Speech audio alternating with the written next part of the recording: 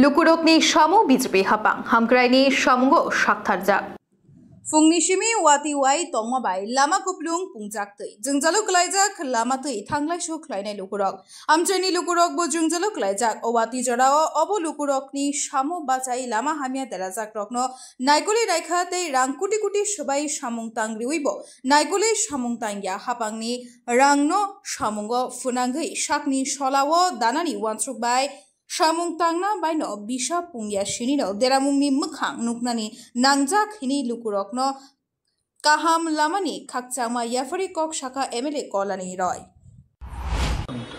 না আজকে আমি Ompi Chaumani to Teliamura sub divisional hospital এই রাস্তা বিগত 2 বছর যাবতই খারাপ। তো মাঝে মাঝে রিপেয়ার হয় কিন্তু এটা নামমাত্র।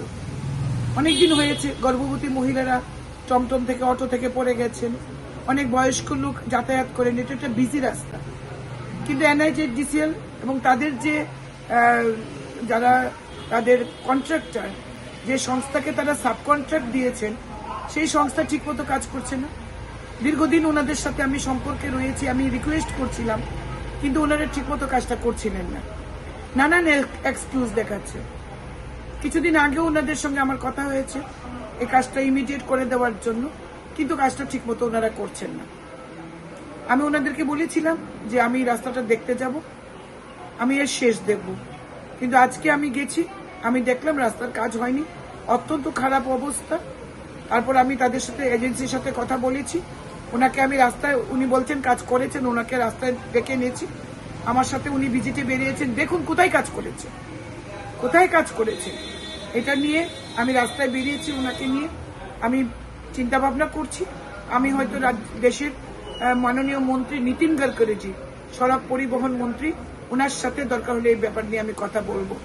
এনএইচডিসিএল সারা রাজ্যেই কাজ করছে, কিন্তু এই কাজটা এতটা গাফিলতির সঙ্গে করা হচ্ছে, এতটা উদাসীনের মনোভাব দেখাচ্ছে, এটা কিছুতেই মেনে নিতে পারছি না। কারণ সাধারণ মানুষ তাতে ক্ষতিগ্রস্ত হচ্ছে, সাধারণ মানুষ খুব কষ্ট পাচ্ছে, যেটা আমাকে বারবার দুঃখিত করছে, ব্যথিত করছে।